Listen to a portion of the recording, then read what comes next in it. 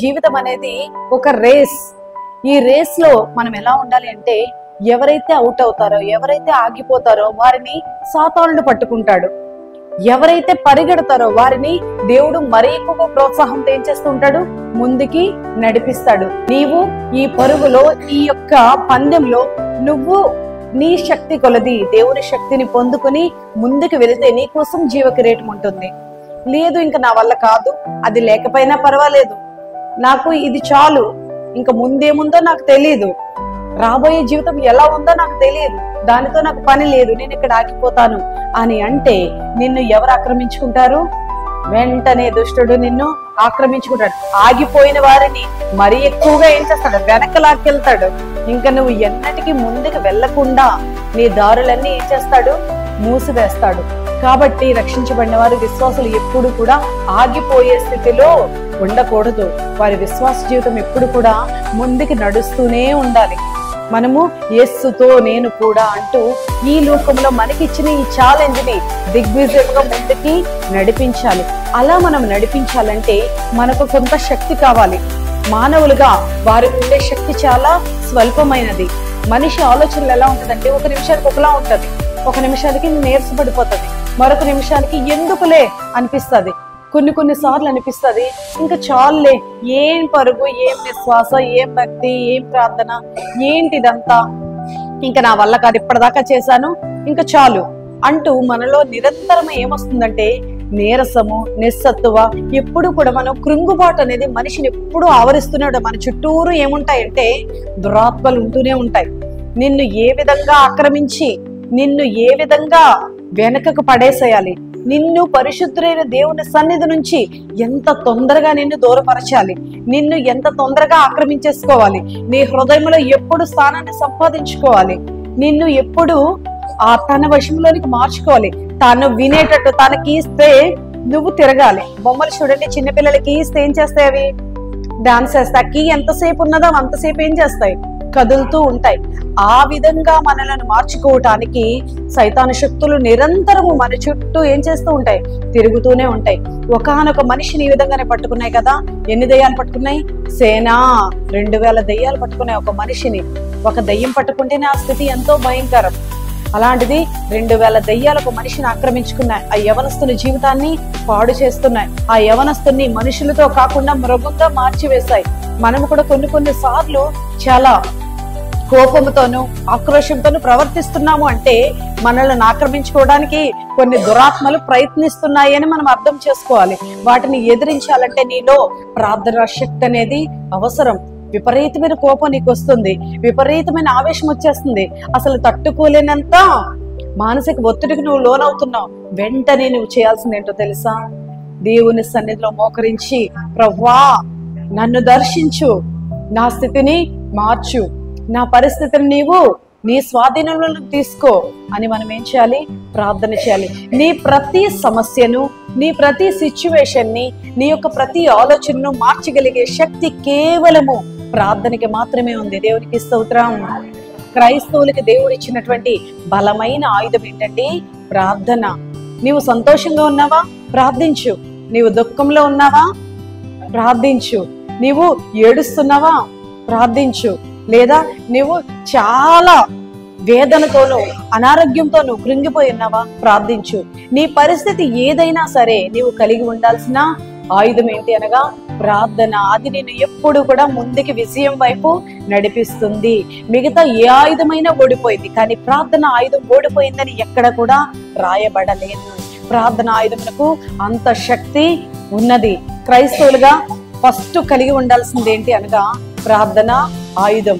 ఈ ప్రార్థన ఆయుధాన్ని పట్టుకుని బైబిల్ గ్రంథంలో అనేక మంది భక్తులు వారి పోరాటంలో విజయాన్ని సాధించినట్టు దేవుడు మనకి రాయించాడు. ఈ రోజున చాలా మంది అంటున్నారు బైబిల్ అనేది చాలా బూతు కథల పుస్తకము అంటున్నారు. బైబిల్లో ఎంతో దుష్టులు చరిత్రలు ఉన్నాయి, దుర్మార్గతని చేసిన చరిత్రలు ఉన్నాయి, పాపాత్మల గురించి ఉన్నాయి.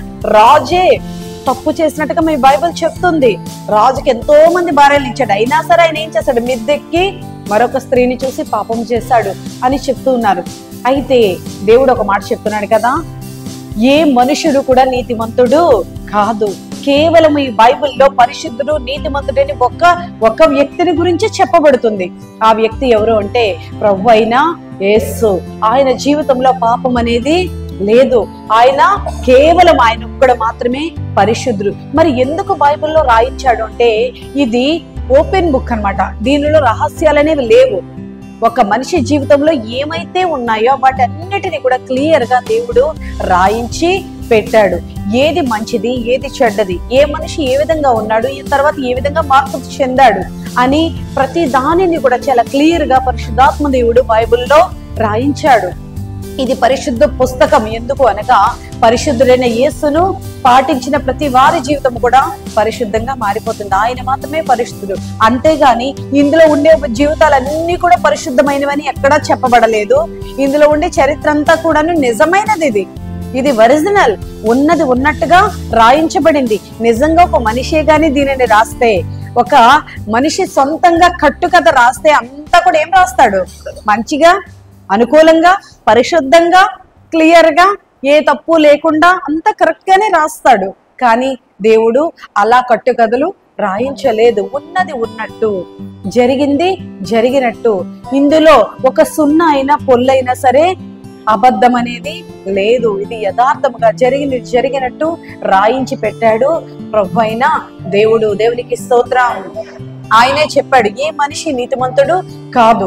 ఆ నీతిమంతుడు కావాలి అంటే వాడు దేవుని దగ్గరికి రావాలి, దేవుని మార్గంలో నడవాలి. ఆ దేవుని మార్గంలో వచ్చి నడిచినప్పుడు వాడు నీతిమంతుడుగా తీర్చబడతాడు. పరిశుద్ధాత్మ దేవుడు తన పాపములను ఒప్పింపజేస్తాడు. పాపములను ఒప్పుకొని విడిచిపెట్టిన వాడు వర్ధిల్లుతాడు అని దేవుని వాక్యము సెలవిస్తుంది. సరే, ఈ రోజు మనము ప్రార్థన గురించి కొన్ని విషయాలు ధ్యానం చేసుకుందాం. మన ప్రార్థన ఎలా ఉండాలి అంటే, మనం చేసే ప్రార్థన ఎప్పుడు కూడా ఒకే ప్రార్థన చేస్తాం. మనం ఒకే ప్రార్థన చేస్తే దానివల్ల ఎలాంటి ప్రతిఫలాలు మనము పొందుకోలేము. ఒక ఫలితం రావాలి అంటే పోరాటం చెయ్యాలి. మనకి ఏదైనా ఒక విజయం రావాలంటే ఏం చేయాలి? పోరాడాలి. అలాగే మన ప్రార్థన కూడా ఎలా ఉండాలి? పోరాట ప్రార్థనను చేయాలి. దేవుని సన్నిధిలో పోరాడాలి. యాకోబు దేవుని సన్నిధిలో పోరాటం చేశాడు. తన జీవితంలో మోసం చేసి అన్ని సంపాదించుకున్నాడు. తండ్రి దగ్గర నుంచి దీవెనలు పొందుకున్నాడు, తల్లి దగ్గర నుంచి ప్రేమను పొందుకున్నాడు, అన్న దగ్గర నుంచి ఆస్తిని, సంపదను కూడా పొందుకున్నాడు, అన్ని పొందుకున్నాడు. కానీ తన జీవితంలో ఏం లభించలేదంటే నిజమైన ఆశీర్వాదం, దేవుడిచ్చే ఆశీర్వాదాన్ని మాత్రమే పొందుకోలేకపోయాడు. లోకంలో అందరి దగ్గర నుంచి అన్ని పొందుకున్నాడు. చివరికి మామగారిని కూడా మోసం చేశాడు. ఆయన దగ్గర నుంచి కూడా వారి బిడ్డలను భార్యలుగా చేసుకున్నాడు. అంతా బాగుంది, కానీ తనలో సాటిస్ఫాక్షన్ లేదు. దేవుడు నన్ను దీవించాలి, ఇప్పటిదాకా మా అమ్మ నాన్న దీవెనలు పొందుకున్నాను, మిగతా మా మామయ్య దీవెనలు పొందేసుకున్నాను, అంతా బాగుంది, కానీ తనలో ఏం లేదు? సంతృప్తి లేదు. దేవుడిచ్చే ఆశీర్వాదం లేదు. తన జీవితంలో అసలైన ఆశీర్వాదం లేదు. అప్పుడు అనుకుంటున్నాడు కదా, అన్నని ఎదుర్కోవడానికి తిరిగి తన దేశానికి వస్తున్నాడు. అన్నను మోసం చేసి మామగారి దగ్గరికి వెళ్ళిపోయాడు. అక్కడి నుంచి తిరిగి మరలా తన దేశానికి వస్తూ భయపడ్డాడు. నేను దేవుని ఆశీర్వాదం పొందకపోతే, దేవుడు నా జీవితాన్ని మార్చకపోతే నన్ను నా అన్న కూడా క్షమించడు. ఇక అందరివి అన్ని నేను పొందుకోవాల్సింది ఒక్కటే, నా బ్రతుకుని నేను మార్చుకోవాలి, నా స్థితిని నేను మార్చుకోవాలి. ఎలా అయినా సరే నేను ఈ రోజున దేవుని దగ్గర నుంచి పొందుకునే తిరిగి వెళతాను అని ఒప్పందం చేసుకున్నాడు. ఆ రాత్రి ఒక్కడే నిలిచిపోయాడు. తన భార్యలను, తన బిడ్డలను, తన సంపదను అంతటినీ పంపించేశాడు. ముందు పంపించేసి తను ఒక్కడిగా మిగిలిపోయాడు. దేనికండి? ఒక్కరే ఉంటే చేసే పనేంటి? సాధారణంగా ఒక వ్యక్తి ఒంటరిగా ఉంటే చేసే ఆలోచన ఏమై ఉంటుంది? అది ఖచ్చితంగా మనము ఒంటరిగా ఒక గదిలో ఉన్నాం, ఒక ఇంటిలో ఉన్నాం, ఎవరూ లేరు. మన ఆలోచన ఏ విధంగా పనిచేస్తుంది? పవిత్రమైన ఆలోచనలు కలిగి ఉంటున్నామా, లేకపోతే దేవునికి వ్యతిరేకమైన ఆలోచనలు కలిగి ఉంటున్నాం? ఏం చూస్తాం, ఏం చేస్తాం, ఏ విధంగా ఆలోచిస్తాం? ఖచ్చితంగా మన ఆలోచనలు ఎలా ఉంటాయంటే ఏదో ఒకటి చేయకూడని పనే చెయ్యాలి. ఎవరు కూడా చూడట్లేదు కదా, నన్నెవరు కూడా ఏమీ అనరు కదా, నేను చేసేది ఎవరికి తెలియదు కదా. కాబట్టి ఒంటరిగా ఉండేటప్పుడు మనిషి తొంటరైపోతాడు. చేసే పనులు, ఆలోచనలు కూడా తొంటరిగానే ఉంటాయి. కానీ భక్తుడు ఆ విధంగా లేడు. ఆయన ఉండిపోవటానికి కారణం ఏంటంటే ఒక వ్యక్తితో పోట్లాడాలి, ఒక వ్యక్తితో పోరాడాలి. నా బ్రతుకుని ఈ రోజు నేను మార్చుకోవాలి అని అనుకున్నాడు. ఆ రాత్రి ఒంటరిగా మిగిలిపోయాడు. మోకాళ్ళేసి దేవునితో పోరాటం మొదలుపెట్టాడు. దేవుని సన్నిధిలో ప్రార్థన మొదలుపెట్టాడు. ప్రభువా, నీవు నన్ను ఆశీర్వదిస్తే గాని నేను నిన్ను వదలనింకా. ఈ రాత్రి నా జీవితాన్ని నువ్వు మార్చేయాలి. మనుషుల ఆశీర్వాదాలన్నీ ఉన్నాయి, కానీ నాకు అవి సరిపోవు. నాకు ఆస్తిపాస్తులు ఉన్నాయి, కానీ సాటిస్ఫాక్షన్ లేదు. భార్యలు ఉన్నారు, బిడ్డలు ఉన్నారు, అన్నీ ఉన్నాయి, కానీ నా జీవితంలో నీ ఆశీర్వాదం నాకు కావాలి. నీవు నన్ను రాత్రి నా జీవితాన్ని పూర్తిగా మార్చాలి అంటూ దేవుని సన్నిధిలో వదలకుండా పోరాటం చేస్తాడు. దేవుని దూత వచ్చింది. ఇంకా ఎంతసేపు నువ్వు ప్రార్థన చేస్తావు? ఇంకా చాలు, వదిలిపెట్టి నన్ను, నేను దేవుని దగ్గరికి వెళ్ళిపోతాను అన్నది. లేదు లేదు, నీవు నన్ను ఆశీర్వదిస్తే గాని నేను నిన్ను విడిచిపెట్టను అంటూ దేవునితో ప్రార్థనలో పట్టు వదలకుండా ప్రార్థన చేస్తూనే ఉన్నాడు. తెల్లవారిపోతుంది. రాత్రి మొదలుపెట్టిన ప్రార్థన ఎప్పటి వరకు చేశాడు? ఉదయం వరకు చేస్తూనే ఉన్నాడు. ఎంతసేపు ప్రార్థన చేస్తున్నా సరే దేవుడు ఇంకా పరీక్ష పెడుతున్నాడు. ఇంకా కూడా వెళ్ళిపోవడానికే, యాకోబు జీవితాన్ని వదిలి వెళ్ళటానికే దేవుడు చూస్తూ ఉన్నాడు. కానీ యాకోబు మాత్రం పట్టు వదలలేదు. నీవు నన్ను ఆశీర్వదించి తెల్లవారిపోయినా, సూర్యుడు వచ్చినా సరే నీ ఆశీర్వాదం నాకు కావాలి అంటూ పట్టు వదలలేదు. అప్పుడు అడుగుతుంది కదా దేవునితో, చెప్పు అయితే నీకేం కావాలి, నీ పేరేంటి అని అడిగినప్పుడు చెప్తున్నాడు, నా పేరు యాకోబు, నేను ఒక మోసగాడిని, అందరినీ మోసం చేశాను. నా తల్లిని, తండ్రిని, నాన్నేను, నా మామను, అందరినీ మోసం చేశాను. కానీ నాకేం లేదు, నా జీవితంలో నిజమైన ఆశీర్వాదం లేదు. నా పితరులను ఆశీర్వదించిన దేవుడు నీవు, కాబట్టి నీ ఆశీర్వాదం నాకు కావాలి, నా జీవితాన్ని మార్చు, నా పేరు యాకోబు అని నిజాన్ని, తన స్థితినంతటిని కూడా అప్పటిదాకా మేబీ ఎవరికి చెప్పుకోలేకపోయాడు. కానీ దేవుని సన్నిధిలో ఒప్పుకున్నాడు. పట్టు వదలకుండా ఆశీర్వాదం కోసం పోరాటం చేశాడు. సరే అయితే ఇక నుంచి నీ పేరు యాకోబు కాదు, ఈ రోజు నుంచి నీ పేరును, నీ జీవితాన్ని నేను మార్చివేస్తాను. ఇక నుంచి నువ్వు మోసం చేసి ఏమీ సంపాదించాల్సిన పని లేదు. నేను నిన్ను దీవించటం మొదలు పెడుతున్నాను. నీ పేరు ఇశ్రాయేలు, నీవిక నుంచి ఆశీర్వదింపబడిన వాడు అంటూ దేవుని ఆశీర్వాదం చేత రాత్రి నింపబడ్డాడు. దేవునికి స్తోత్రం. ఒక రాత్రి పోరాటంతో చేసే ప్రార్థన అతని జీవితాన్ని ఏం చేసింది? ఆశీర్వాదంలోకి నడిపించింది. అతని హృదయంలో ఉండే దుఃఖం అంతా తొలగించబడింది. అతనిలో ఉండే వేదన, మరణ భయం అంతా తీసివేయబడింది. దేవుడు ఆశీర్వదించాడు. ఈసారి నా అన్న నన్ను చంపినా పర్వాలేదు, నేను చనిపోయినా పర్వాలేదు, దేవుడు నన్ను ప్రేమించాడు, దేవుడు నన్ను దీవించాడు, దేవుడు నన్ను ఆశీర్వదించాడు, నిజమైన ఆశీర్వాదం నాకు దొరికింది, కాబట్టి నేను సంతోషంగా వెళతాను అంటూ అన్నని ఎదుర్కోవటానికి వెళ్ళాడు. ఆ రాత్రి చేసిన ప్రార్థన అతని జీవితాన్ని మార్చింది. తద్వారా తన అన్న మనసును కూడా మార్చివేసింది. తమ్ముడిని చూడగానే కౌగులించుకున్నాడు. అసలు చంపేయాలని ఆ కత్తితో ఎంతో తిరిగాడు. అటువంటి వ్యక్తి తమ్ముడిని చూసి ఏం చేశాడు? వెంటనే అతని మీద పడి ముద్దు పెట్టుకుని అతన్ని కౌగులించుకుని అతన్ని తన ఎంట చేర్చుకున్నాడు. ప్రార్థనకు ఎవరు కూడా అతీతులు కారు. ప్రార్థన నీ శత్రువులని సహితము, నీ మీద ద్వేషం కలిగిన వారిని సహితము, నిన్ను దండించాలనే వారిని కూడా ఏం చేస్తుందంటే మార్చివేస్తుంది. అంత శక్తి ప్రార్థనకు ఉంది. అదే విధంగా మరొక వ్యక్తి కూడా ఈ విధంగానే ప్రార్థన చేశారు. ఏలియా చేసినటువంటి ప్రార్థన. ఏలియా ఒక ప్రార్థన చేశాడు. దేవుని ప్రవక్తలందరూ చంపబడుతున్నారు, ఏలియాను కూడా చంపాలని యెజబేలు మరియు ఆహాబు ఎంతగానో వెతుకుతూ ఉన్నారు. ఇలా వెతకగా ఒకసారి ఏలియానే వారి దగ్గరికి వచ్చాడు. వచ్చి అంటున్నాడు కదా, ఇక నేను పరిగెత్తే ఓపిక నాకు ఇంకా లేదు, నేను పరిగెత్తను. ఈ రోజు నా ప్రార్థనను దేవుడు అంగీకరిస్తాడో, మీ దేవతల ప్రార్థన దేవుడు అంగీకరిస్తాడో ఒక పోటీ పెట్టుకుందాం. ఎవరైతే పోటీలో ఓడిపోతారో వారేం చేయబడతారు? హతమార్చబడతారు. ఎవరైతే పోటీలో గెలుస్తారో వారి దేవుడినే దేశమంతా కూడా ఆరాధించాలి. నా పోటీకి మీరు సిద్ధమా అంటూ ఒక శవాలు విసిరాడు. ఏలియా శవాలకి ఇంకా కాదనలేకపోయారు. కాదంటే ఏంటి ప్రాబ్లం? అవి నిజమైన దేవుళ్ళు కాదు, వాళ్లే ఒప్పేసుకున్నట్టు. మా దేవుళ్ళు ఖచ్చితంగా మాకు జవాబిస్తారు అనే నమ్మకం వారిలో లేదు. కానీ ఏలియా దేవుడు శక్తివంతుడు. ఆయన శక్తిని ఒప్పుకోవటానికి వారి యొక్క దేవుళ్ళు అడ్డొస్తూ ఉన్నాయి. వెంటనే వారు కూడా ఒప్పుకున్నారు. సరే, ఈ పోటీకి మేము సిద్ధమే అన్నారు. అయితే ఎవరి దహన బలైతే వారి ప్రార్థనను విని దేవుడు వచ్చి స్వీకరిస్తాడో వారి దేవుడినే దేశమంతా ఆరాధించాలి. ఎవరి దేవుడైతే వినక, రాక, బలిని స్వీకరించక ఆ విధంగానే ఉండిపోతుందో ఆ దేవుళ్ళు అసలు దేవుళ్లే కావు. వాటిని ఎవరు కూడా ఆరాధించకూడదు. వారి దేవుడికి యాజకత్వం చేసేటువంటి యాజకులందరినీ కూడా చంపివేయాలి. ఇంతవరకు వారిని ఆరాధించినందుకు వారిని కాపాడలేని దేవతకు వారు ప్రతినిధులు కాదు, వారిని చంపేయాలి. ఈ పోటీకి నేను సిద్ధం. ఒకవేళ నా దేవుడు నా బలిని అంగీకరించకపోతే, నా ప్రార్థనను వినకపోతే నన్ను మీరు ఈ రోజున చంపివేయండి. మీ దేవుడు మీ ప్రార్థనను అంగీకరించకపోతే మీరు చంపివేయబడతారు. దీనికి సిద్ధమేనా అనేటప్పుడు వాళ్ళందరూ సిద్ధమన్నారు. యెహోవా పక్షాన నిలబడిన వాడు ఒక్కడే, ఏలియా ఒక్కడే నిలబడ్డాడు. బయలు ప్రవక్తల పేరున 400 మంది బయలు ప్రవక్తలు నిలబడ్డారు. ప్రారంభమైంది. మొదట ఛాన్స్ ఎవరికి ఇచ్చాడంటే వారికే ఇచ్చాడు. సరే, మీరు మీ దేవతలను ప్రార్థించడం మొదలు పెట్టండి, బలిని సిద్ధం చేయండి, మీ దేవుడిని పిలవండి. మీ దేవుడు వచ్చి బలిని అంగీకరిస్తే మీరు నన్ను ఏం చేయొచ్చు? చంపివేయచ్చు. ఈ రోజే మీ దేవతకు నన్ను బలిచ్చేయండి అంటూ ఓపెన్ ఛాలెంజ్ చేశాడు. రాజు మొదలుకొని రాణి, అక్కడ ఉన్నవారు, రాజ్యం నుండి ప్రజలందరూ కూడా అన్య దేవతల వైపు, బయలు దేవతల వైపు నిలబడ్డారు.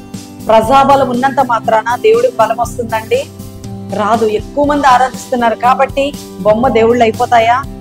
అయిపోవు. దేశమంతా ఆరాధిస్తుంది కదా అని బొమ్మలో జీవం వస్తుందా? రాదు. అంతమంది, ఎంతమంది పిలిచినా ఏ దేవుడు రాలేదు, ఏ బయలు ప్రత్యక్షం కాలేదు, ఆ బలిని స్వీకరించలేదు. ఎన్నో నైవేద్యాలు ఇచ్చారు, ఎన్నో అర్పణలు చేశారు, వారి రక్తాన్ని చిందించారు, చేతులు కోసుకున్నారు, కేకలు వేశారు, పూనకం వచ్చినట్టు ఊగారు, మట్టలు పట్టుకుని ఊగిపోయి దేవుణ్ణి పిలిచారు.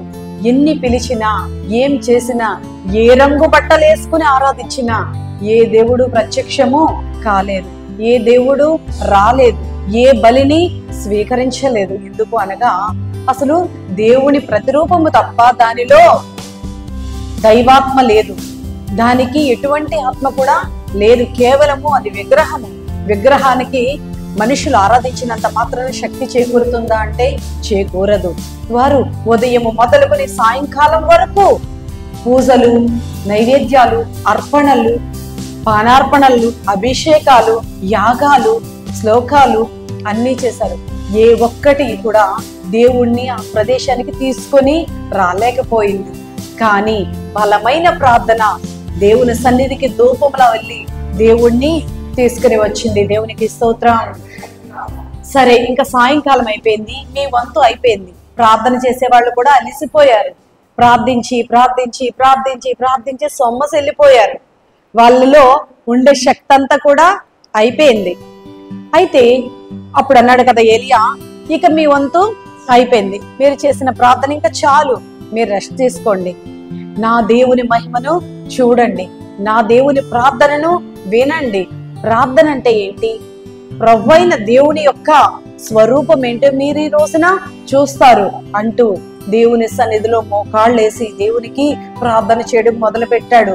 ప్రభువా, ఇంతవరకు నా ప్రార్థనను అంగీకరిస్తూనే ఉన్నావు, ఇక ముందు కూడా మీరు అంగీకరించండి. ఇప్పటి వరకు అనేక సార్లు నాకు మీరు సహాయం చేశారు, ఇప్పుడు కూడా మీరు సహాయం చేయండి. నా ప్రార్థన వినుచున్నవాడా, ఆలకించుచున్నవాడా, ఈ ప్రదేశంలో నీ కార్యాన్ని జరిగించండి అంటూ ఇంకా ప్రార్థన పూర్తి కాలేదు, ప్రార్థన చేస్తూనే ఉన్నాడు. ఈలోగా ఆకాశం తెరవబడింది. దేవుని శక్తి అగ్ని రూపంలో వచ్చి అక్కడ ఉండే దహన బలిని, అక్కడ ఉండే నీటిని సహితము దహించి వేసింది. దేవునికి స్తోత్రం. ఆయన శక్తి ఆ ప్రదేశం అంతా కూడాను బూడిదగా మారిపోయింది. ఆ యొక్క దహన బలిని దేవుడు స్వీకరించాడు. ప్రజలందరూ ఆశ్చర్యపోయారు. ఈ ప్రార్థనకు ఇంత శక్తి ఉందా? ఒక మనుషుడు ప్రార్థన చేస్తే దేవుడు వచ్చి ఈ విధంగా స్వీకరిస్తాడా అంటూ దేశమంతా ఆశ్చర్యపోయింది. రాజుకు రాణికి మాటలు లేవు. అక్కడ వాళ్ళ కళ్ళతో ఆశ్చర్యాన్ని చూశారు, దేవుని శక్తిని చూశారు, ఇంకా ఏమీ చేయలేకపోయారు. అధికారము నిర్వీర్యమైపోయింది. దేవుని ముందు ఏ రాజ్యమైనా వీగిపోక తప్పదు. నేను రాజుని, నేను అధికారిని, నేను దేవుని ముందు మోకాళ్ళు ఇచ్చను, నేను దేవుని కంటే కొంచెం ఎక్కువే, నేను ఆయన సన్నిధిలో నిలబడాల్సిన పని లేదు, ఆయనే దగ్గరకు రావాలనే అహంకారము ఈ రోజున అణిచివేయబడింది. ఆహాబు, యెజబెలు ఏమీ కూడా చెయ్యలేని నిస్సహాయ స్థితిలో నిలిచిపోయారు. 400 మంది బయలు ప్రవక్తలు ఆ రోజే ఖడ్గము చేత హతులైపోయారు. ఏలియా గట్టిగా ప్రకటిస్తున్నాడు. ఈ రోజు నుంచి యెహోవా దేవుడు తప్ప ఏ దేవుడిని, ఏ బయట ప్రవక్తను ఆరాధించుటకు వీలు లేదు. మీ కళ్ళారా చూచారు, మీరిప్పుడు ఎవరిని అనుసరిస్తారు అనేటప్పుడు ప్రజలందరూ కేకలు వేశారు, యెహోవాయే దేవుడు, ఆయననే మేము అనుసరిస్తాము. దేవునికి స్తోత్రం.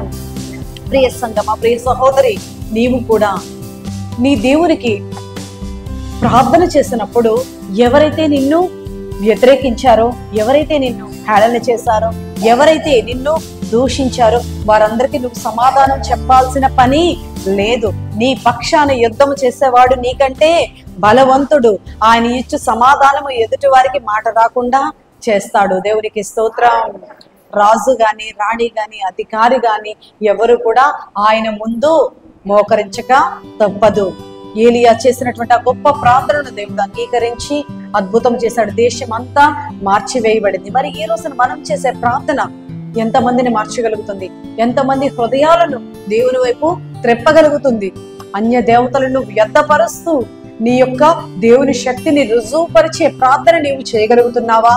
ఈ రోజున క్రైస్తవుల ప్రార్థన ఎలా ఉంటుందంటే తూతీ మంత్రం అలవాటుగా చేసే ప్రార్థన. ఆ ప్రార్థన కూడా ఎలా ఉంటదంటే, కూరలో ఉప్పు వేయకపోతే కూర ఎలా ఉంటది?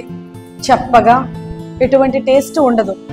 మనం చేసే ప్రార్థన కూడా అలానే ఉంటుంది. ఏదో చేసాము, ఉదయాన్నే లేచి ప్రార్థన చేయాలి కదా, చేసాం. తినేటప్పుడు ప్రార్థన చేయాలి కదా, చేసాం. పడుకునేటప్పుడు ప్రార్థన చేయాలి కదా, చేసాం. అంతేగాని నేను నా దేవునితో ఒక సహవాసం చేయాలి, ఆయనతో మాట్లాడాలి, ఆయన శక్తిని నేను చూడాలి, నాకు ఎవరైతే దేవుని శక్తిని పొందుకోలేకుండా ఉన్నానో వారికి నేను బయలుపరిచేలా చెయ్యాలి అనే శక్తివంతమైన ప్రార్థన, పోరాట ప్రార్థన మనలో లేదు. కాబట్టి కార్యాలు జరగటం లేదు. ఆ ప్రార్థన అక్కడక్కడే తిరుగుతూ ఉంటుంది. నువ్వు చేసే ప్రార్థన ఎలా ఉంటుందంటే నమ్మకం లేని ప్రార్థన. దేవుడు అంటున్నాడు, నీవు ఆవగింజంత విశ్వాసం కలిగి ప్రార్థన చేస్తే ఈ కొండను లేచి అక్కడి నుంచి వెళ్ళి సముద్రంలో పడమంటే పడుతుంది అని దేవుడు చెప్పాడు. అని మనలో ప్రార్థన అయితే ఉంది, కానీ అందులో విశ్వాస సహితమైన ప్రార్థన లేదు. కాబట్టి అద్భుతము జరగటం లేదు. ఈ రోజు నుంచి ఏలియా చేసినట్టు మనం కూడా పోరాట ప్రార్థన చేయాలి. హన్నా చేసింది ప్రార్థన. ఆమె గొడ్రాలనే పేరును పొందింది. ఆమె కుటుంబ సభ్యులే హీనంగా చూస్తారు. ఆమె జీవితము ఇంకా అనవసరం అనుకుంది. ఇంకా ఈ జీవితంలో నాకు సహాయం చేసేవాడు ఒక్కడే. నా భర్త నన్ను ఎంత ప్రేమించినా ఆయన చేయలేని పని ఒకడు చేయగలడు. ఎవరు అంటే యెహోవా దేవుడు. నా గర్భాన్ని తెరిచేవాడు ఆయన, నాకు బహుమానం ఇచ్చేవాడు ఆయన, ఆయన్నే అడుగుతాను నేనంటూ ఉపవాసముతో దేవుని సన్నిధిలో పట్టు వదలకుండా ప్రార్థన చేసింది. ఏ విధంగా చేసిందంటే చాలా క్లారిటీగా ప్రార్థన చేస్తుంది. ప్రభువా, నీవు నాకు ఒక కుమారుని ఇవ్వు, ఆ కుమారుణ్ణి నేను నీకు తిరిగిస్తాను. అంటే దేవుడు ఇస్తాడని తెలుసు, తిరిగి ముందే నిశ్చయించుకుంది. నీవు నాకు ఇస్తే నేనేం చేస్తాను? తిరిగి నీ సేవకి సమర్పిస్తాను. ఎంత అర్థవంతమైనటువంటి ప్రార్థన! ఒక నిర్ణయంతో కూడిన ప్రార్థన, ఒక మంచి ఉద్దేశంతో కూడిన ప్రార్థన. మనం చేసే ప్రార్థన కూడా ఆ విధంగా ఉండాలి. నీవు చేసే ప్రార్థనలో మంచి ఉద్దేశం కలిగి ఉండాలి. అది సాక్షాత్తు దేవునితో ముఖాముఖిగా మాట్లాడేదై ఉండాలి. ఆమె అంగలారుస్తూ దుఃఖముతో ప్రార్థన చేస్తుంది. నీవు నాకు కుమారుణ్ణి ఇస్తున్నావు, నేను ఆ కుమారుణ్ణి పాలు విడిచిన వెంటనే తెచ్చి నీ సన్నిధి, ఇదే సన్నిధిలో విడిచి పెడతాను అని దేవునితో ముఖాముఖిగా మాట్లాడుతుంది. దేవుని సేవకుడని ఏలి వచ్చాడు. అమ్మా, నీ ఉదయాన్నే మద్యంతో మత్తురాలువై మూలుగుతున్నావా అన్నాడు. ఆమె అంటుంది, అయ్యా, నేను మద్యంతో మూలగటం లేదు, నా దేవునితో నేను మాట్లాడుతున్నాను, నా దేవుని సన్నిధిలో నేను పోరాటం చేస్తున్నాను, ఆయన నాకు ఇచ్చే వరకు పట్టు వదలకుండా నేను ప్రార్థన చేస్తూ ఉన్నాను అని చెప్పింది. దేవునికి స్తోత్రం. వెంటనే దేవుడు తనకు ఏమైతే బహుమానం ఇవ్వాలనుకున్నాడు ప్రవక్త ఏలి ద్వారా చెప్తున్నాడు. మరుసటి ఏటా నీ కౌగిలిలో కుమారుడు ఉంటాడు అని దేవుడు ప్రవక్త ద్వారా తెలియజేస్తాడు. ఎప్పుడైతే నువ్వు పట్టుదలతో దేవుని సన్నిధిలో ఒక మంచి ఉద్దేశంతో ప్రార్థన చేస్తావో వెంటనే దేవుడు తన యొక్క ఉద్దేశాన్ని నీకు తెలియజేస్తాడు. మనం మంచి ఉద్దేశంతో, మంచి సంకల్పంతో దేవుడి సన్నిధిలో ప్రార్థన చేసినప్పుడు ఫలితం కూడా ఆలస్యం కాదండి, వెంటనే దేవుడు ఫలితాన్ని ఇస్తాడు. కొన్నిసార్లు ఆలస్యం అవుతుంది, కానీ నీవు దృఢ సంకల్పంతో చేసే ప్రార్థనను వెంటనే ప్రతిఫలాన్ని చూస్తావు. దేవునికి స్తోత్రం. ఎస్తేరు కూడా ప్రార్థన చేసింది. అసలు ఆమె రాణి అవటం కూడా అద్భుతమే. ఎందుకు ఆ రాజ్యానికి వచ్చింది అనగా తన యొక్క జాతిని, తన యూదా వారినందరినీ కూడా యూదులందరినీ రక్షించుకోవటానికి ఆమె రాణి స్థానంలోనికి రాబడింది. రాణి స్థానంలోనికి వచ్చిన తరువాత తన హోదాని, తన యొక్క శక్తిని నమ్ముకోలేదు.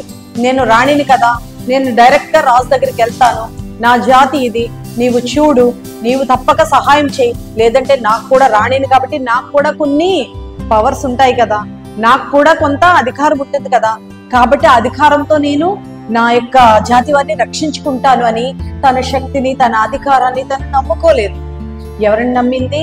తను రాణి కాకముందు ఎవరినైతే ఆశ్రయించిందో, ఎవరి ఎడల భయభక్తులు కలిగి ఉందో, తనకి అధికారము, హోదా, తన స్థాయి పెరిగిన తరువాత కూడా ఆయన ఎడల విధేయతను కలిగి ఉంది. దేవునికి స్తోత్రం.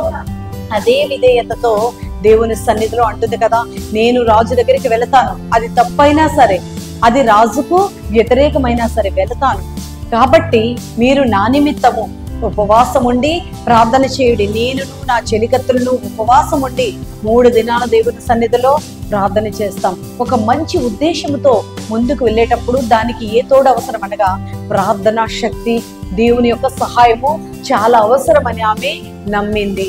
నువ్వు ఏ అధికారివైనా, నువ్వు ఏ స్థితిలో ఉన్నా, నీవు చేసే ప్రతి నిర్ణయంలో కూడా దేవుని సహాయము చాలా అవసరం. నీవు తప్పక విజయం సాధించాలి అంటే దేవుని సహాయాన్ని నీవు కోరాలి.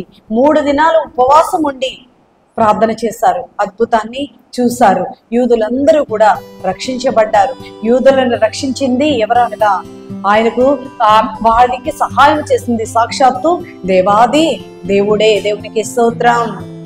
యూదులందరూ కూడా రక్షించబడ్డారు. చనిపోవలసిన స్థితిలో వారికి విడుదల కలిగింది. ఎవరైతే చంపాలని చూశారో హామాను, అతని కుటుంబం అంతా అదే ఉరి కొయ్యి మీద ఉరి తీయబడింది. ప్రార్థనకు అంత శక్తి ఉంది, పరిస్థితులను మార్చగలదు.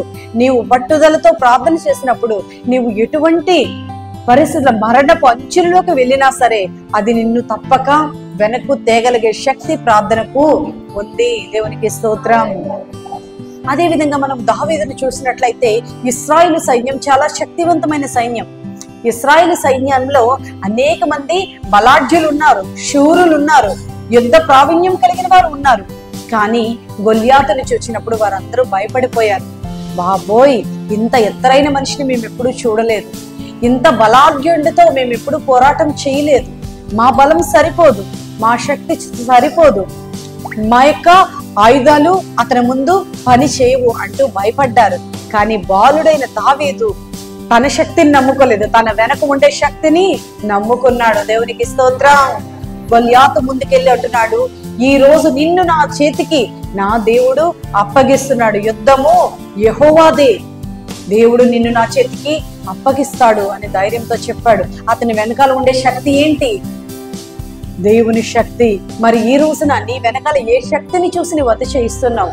ఒకవేళ నీ శక్తిని చూసి నువ్వు అతిశయిస్తున్నావేమో.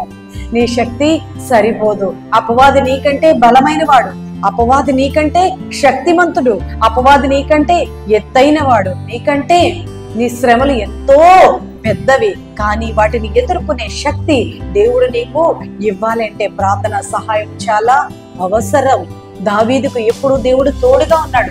దావీదు చిన్నవాడైనా సరే ఒక సింహాన్ని తన 2 చేతులతో కూడా పీల్చి చంపినటువంటి శక్తి దేవుడు దావీదుకి ఇచ్చాడు. అతడు పాట వీణ వాయించి పాట పాడినప్పుడు దురాత్మలు పారిపోయాయి.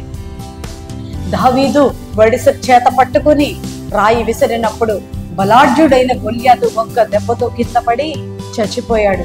నీ శత్రువులు, నీ శ్రమలు, నీవు కలిగినటువంటి బాధలు, నిందలు ఎంత పెద్దవైనా, అవి ఎంత శక్తివంతమైనా నీ వెనకాల ఉండేవాడు వాటికంటే శక్తిమంతుడు. దేవునికి స్తోత్రం. దేవుని శక్తిని నమ్ముకున్న వారు ఎప్పుడు కూడా ఓడిపోలేదు. మోషే తన ప్రజలను విడిపించుటకు దేవుని సన్నిధి నుండి బయలుదేరినప్పుడు ఫరో అనేక రకాలుగా అడ్డగించాడు.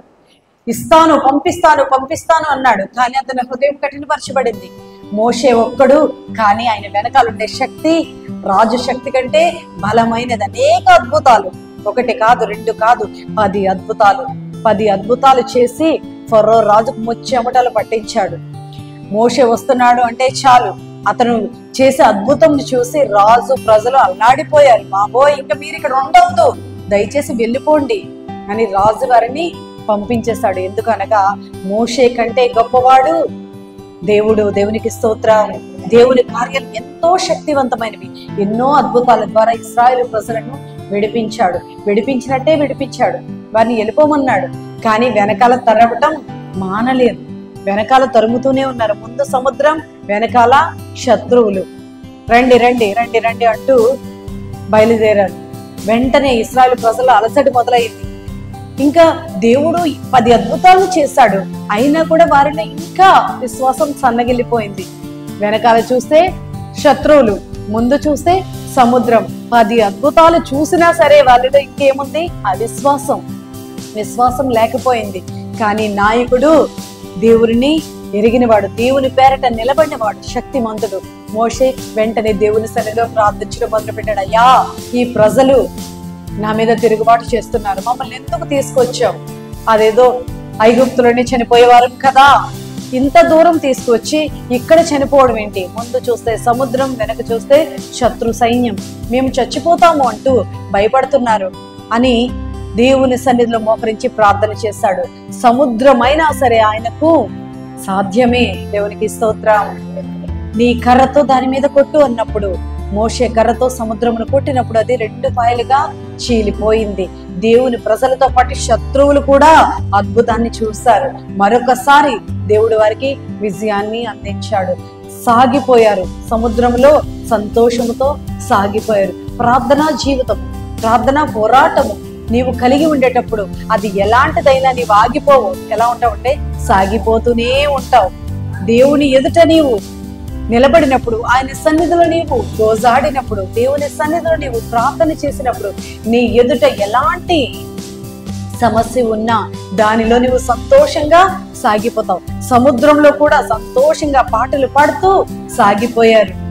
దేవుని ప్రజలు సాగిపోయిన తర్వాత వీళ్ళు కూడా అనుకున్నారు, అబ్బా భలే ఉందే, మేము కూడా సముద్రంలో వెళ్ళిపోతున్నాం, మా యొక్క శత్రువులు వెళ్ళిపోతున్నారు కదా, మేము కూడా వెళ్ళి వాళ్ళని పట్టుకుని చంపేస్తామంటూ వాళ్ళు కూడా సాగిపోదాం అనుకున్నారు. కానీ వారు సాగిపోవటానికి దేవుడు అనుమతిని ఇవ్వలేదు. దేవుని ప్రజలు మాత్రమే, ప్రార్థనా యోధులు మాత్రమే సాగిపోతారు. ప్రార్థన లేని వాళ్ళు ఆగిపోతారు. సగం వరకు వెళ్ళారు, వెంటనే సముద్రము కలుపబడింది. నీవు కూడా అనుకుంటావు, అన్యులు బాగానే సాగిపోతున్నారు, వాళ్ళు బాగా ముందుకెళ్ళిపోతున్నారు, నాకంటే వాళ్ళు ఇంకా చక్కగా ముందుకు వెళ్ళిపోతున్నారు అని అనుకుంటున్నావు. కానీ వారు ఎంతవరకు వెళ్తారు? కొంతవరకే సాగిపోతారు. కొంత దూరం వెళ్ళిన తర్వాత ఏమవుతారు? కలిసిపోతారు. కానీ దేవుని ఆశ్రయించిన వారు, ప్రార్థనలో సాగుతున్న వారు ఎప్పుడు కూడా ఆగిపోరు. వారు ఎక్కడి వరకు సాగిపోయారు? పాలు తేనెలు ప్రవహించే దేశం వరకు సాగిపోతూనే ఉన్నారు. దేవునికి స్తోత్రం. అనేక అద్భుతాలతో ఎడారిలో వారు ప్రార్థన బలముతో, నాయకుని యొక్క ప్రార్థన పోరాటముతో సైన్యం అంతా కూడా, ఇశ్రాయేలు సైన్యము సాగిపోయింది. పాలు తేనెలు ప్రవహించు దేశము వాగ్దాన భూమిలోనికి అడుగు పెట్టారు. దీని ద్వారా అనగా బానిసలైన వారు స్వతంత్ర దేశములో అడుగు పెట్టారు. అలాగే నీవు కూడా సంకెళ్లలో, పాపములో, లోకములో, ఇబ్బందుల్లో నీవు బంధించబడి ఉంటే, నీవు ప్రార్థనా శక్తిని కలిగి ఉన్నట్లయితే ఆ సంకెళ్లను, ఆ ఖైదీ జీవితాన్ని దేవుడు విడిపించి నిన్ను స్వతంత్రునిగా పాలు తేనెలు ప్రవహించు ఒక నూతనమైన దేశంలోనికి నిన్ను నడిపిస్తాడు. క్రైస్తవ జీవితం అనేది ఆ విధమైనది. క్రైస్తవ జీవితము ఈ లోకములో ఐగుప్తుని పోలి ఉన్నది. ఐగుప్తులో బానిసత్వములో, సంకెళ్లలో, కష్టమైన పనులలో సాగిపోతూ ఉన్నాం. కానీ నీ పరుగు, ప్రార్థనా పరుగు నీవు ముందుకి కొనసాగిపోయినప్పుడు పరలోకమైన దేవుని రాజ్య పట్టణంలోనికి నీవు నడిపించబడతావు. అక్కడ నిరంతరము సంతోషము, ఆనందమే, నీ సంఖ్యలన్నీ విడిపించబడతాయి. నిత్యము దేవునితో నీకు సంతోషించే స్థితిని దేవుడు నీకు కలుగజేస్తాడు. దేవునికి స్తోత్రం.